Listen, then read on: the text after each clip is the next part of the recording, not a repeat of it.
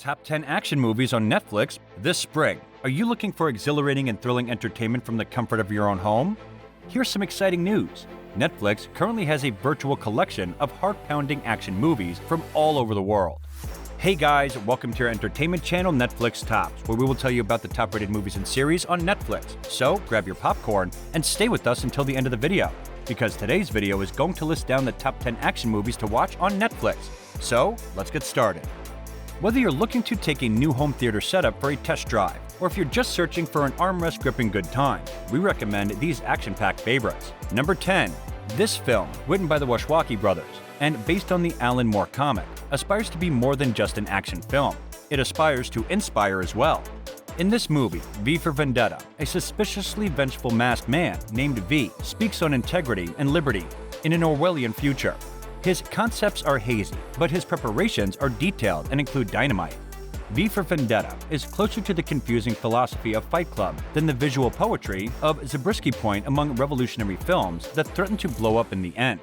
The specifics of V's feud with civilization are vague, but the film exudes a feeling of purity. V wears his mask all the time. Removing it would be crossing a line that he and the producers will not cross. Yet he is paired with the emotive Natalie Portman. She's important because she reflects V's humanity, which may explain why the film succeeds despite its confused notions. We accept him because of her. Number 9. This film is a textbook example of a superhero film arriving at the perfect time and place.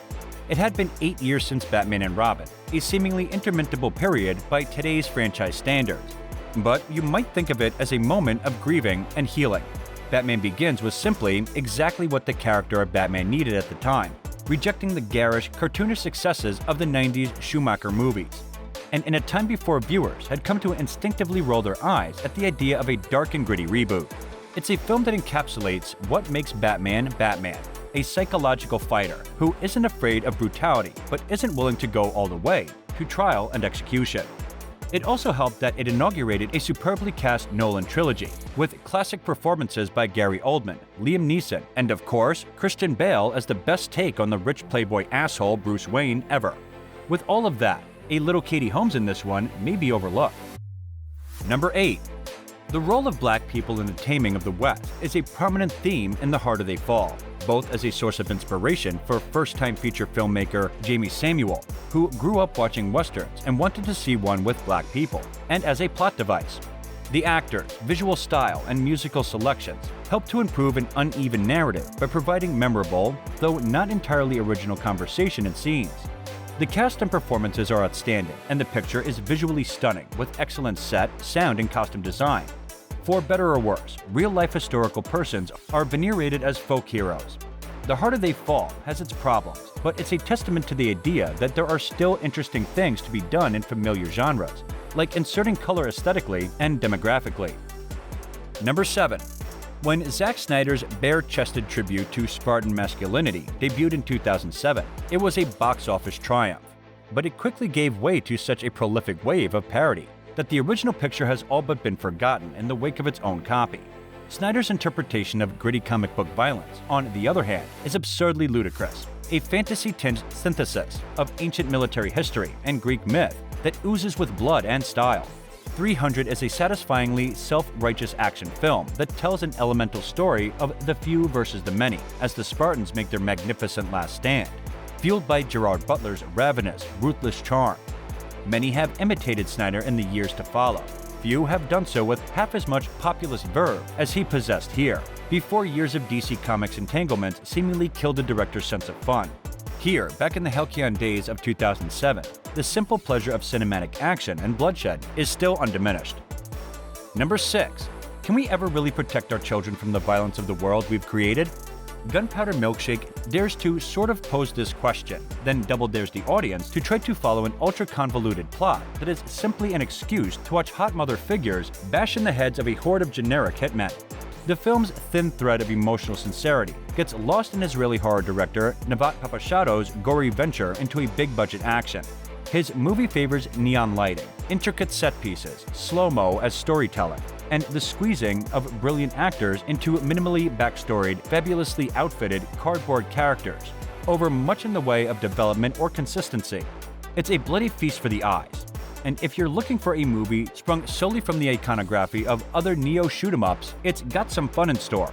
You just might have to leap over the plot holes and massive tonal shifts while wielding customized mini bayonets to enjoy the good stuff. Number 5.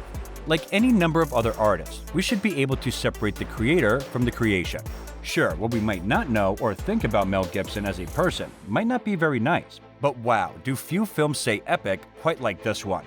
Braveheart is sprawling, bloody, beautifully realized, and rich with meaning. This film is something we hope for from this type of film. With immense battle scenes that still stir imagination and turn the stomach decades later, Braveheart is never easily forgotten. Number 4.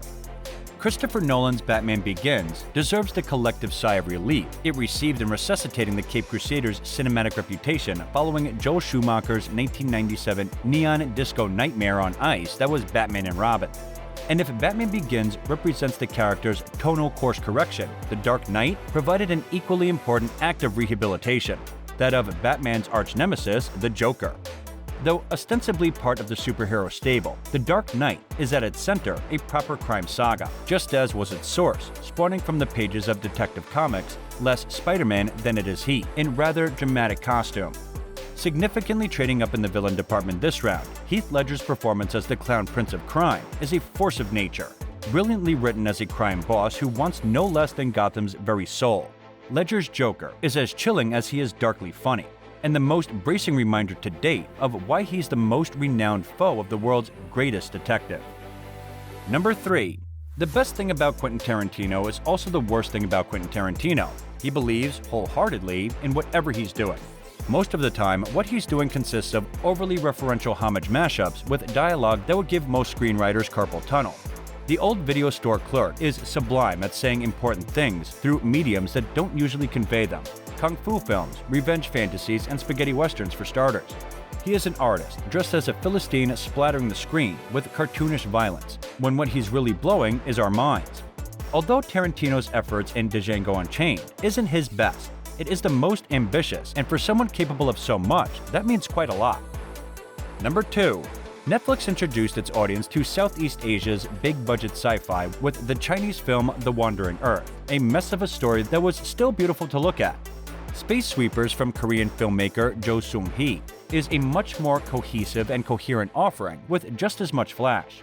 The dystopian setting sees the head of a giant tech company creating an Eden on Mars, essentially consigning most of humanity to poverty and pollution. A ragtag team of space junk collectors is each looking after their own self-interest when they find a mysterious young girl who entangles them in much larger worries. With compelling characters, thrilling action sequences, and an engaging plot, it's a strong entry for Korea's first sci-fi blockbuster. Number 1. 2008's Ip Man marked, finally, the moment when the truly excellent but never fairly regarded Donnie Yen came into his own, playing a loosely biographical version of the legendary Grandmaster of Wing Chun and teacher of a number of future martial arts masters, one of whom was Bruce Lee. In Fushan, a city famous for martial arts in southern central China, an unassuming practitioner of Wing Chun tries to weather the 1937 Japanese invasion and occupation of China peacefully, but is eventually forced into action. Limb-breaking, face-pulverizing action fills this semi-historical film, which succeeds gloriously both as compelling drama and martial arts fan bait. And this brings us to the end of the video. Don't forget to like the video and subscribe to our channel for amazing movie reviews coming your way. And thank you for watching.